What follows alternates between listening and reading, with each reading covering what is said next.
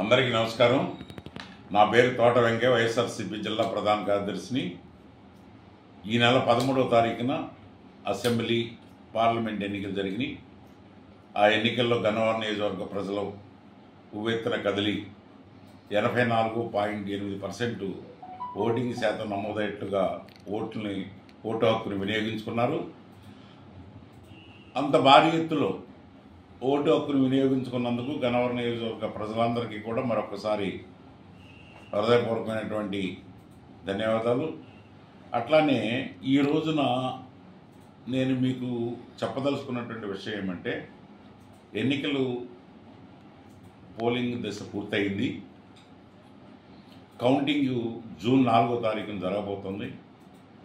ఈ సందర్భంలో గ్రామీణ వాతావరణంలో ఉన్నటువంటి ఎక్కువ గ్రామాలు గ్రామీణ ప్రాంతంగా ఉన్నటువంటి గన్నవరం నియోజకవర్గంలో ప్రతి ఒక్కరూ కూడా సమన్వయంతో, సహనంతో, ఓర్పుతో మెలగాలని, ఎన్నికలు అనేవి ఒక ప్రక్రియ మాత్రమే. గ్రామీణ వాతావరణాన్ని ముఖ్యంగా మన్నించి చెరుపు చేయకుండా ఉండే ప్రయత్నం వైఎస్ఆర్సీపీ పార్టీ కార్యకర్తలందరూ కూడా చూడాలని చెప్పి కోరుతూ, జూన్ 1వ తారీఖున ఎగ్జిట్ పోల్స్ రాబోతున్నాయి. ఆ ఎగ్జిట్ పోల్స్లో 1-2 ఎగ్జిట్ పోల్ సంస్థలు తెలుగుదేశం పార్టీకి కూడా అధికారం రాబోతుందని చెప్పేసి తెలియజేసేటువంటి పరిస్థితులు ఉంటాయి. మనం వైఎస్ఆర్సీపీ కార్యకర్తలుగా ఖచ్చితంగా ఈ నియోజకవర్గంలో వంశీ గారు గెలవబోతున్నాడు, పార్లమెంట్ చంద్రశేఖరరావు గారు గెలవబోతున్నారు, ఈ రాష్ట్ర ముఖ్యమంత్రిగా జగన్మోహన్ రెడ్డి గారు జూన్ 9వ తారీఖున ప్రమాణ స్వీకారం చేయబోతున్నారు అనే మాట నిజం.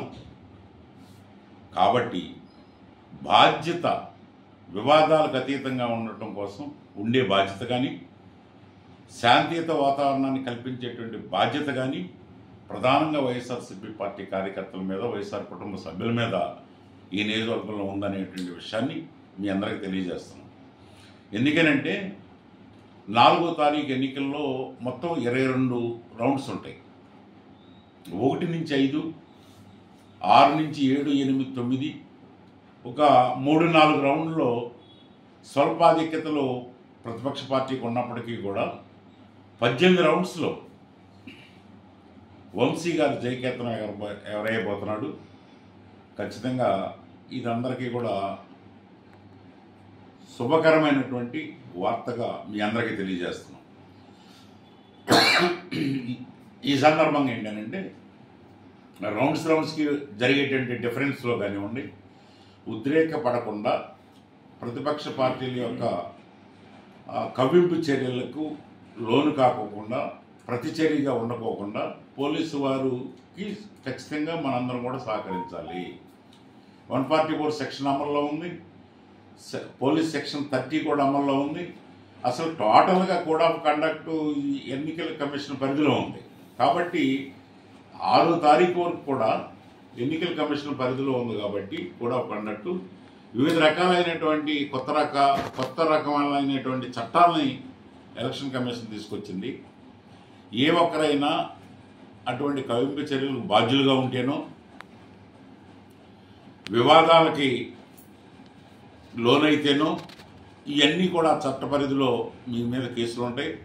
4-3 సంవత్సరాలు తిరగాల్సిన పరిస్థితి ఉంటుంది. కాబట్టి దానికి వ్యతిరేకంగా, గొడవలకు వ్యతిరేకంగా సమన్వయంతో, ఓర్పుతో, సహనంతో ఉండాలని చెప్పేసి వైఎస్ఆర్సీపీ కార్యకర్తలకు తెలియజేస్తూ, 4వ తారీఖు సాయంత్రానికి ఖచ్చితంగా మనం ఈ రాష్ట్రంలో వైఎస్ఆర్సీపీ పార్టీ అధికారంలో రాబోయేటువంటి వార్తను పూర్తిగా వినుండటం జరుగుతుంది. కాబట్టి ఏ ఒక్కరూ కూడా అత్యుత్సాహంతో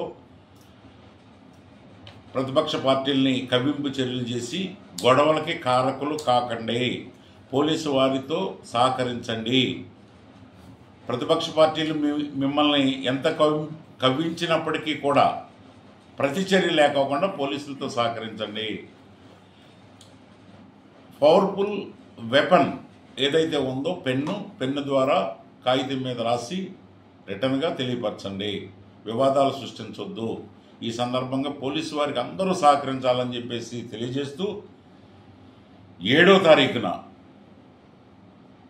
గన్నవరం నియోజకవర్గంలో విజయోత్సవ ర్యాలీలు, 9వ తారీఖున వైజాగ్లో సీఎం ప్రమాణ స్వీకరణ ఉత్సవ ర్యాలీలు, అవన్నీ కూడా నెక్స్ట్ 7 నుంచి పోలీసు వారి అనుమతితో చేసుకుందాం.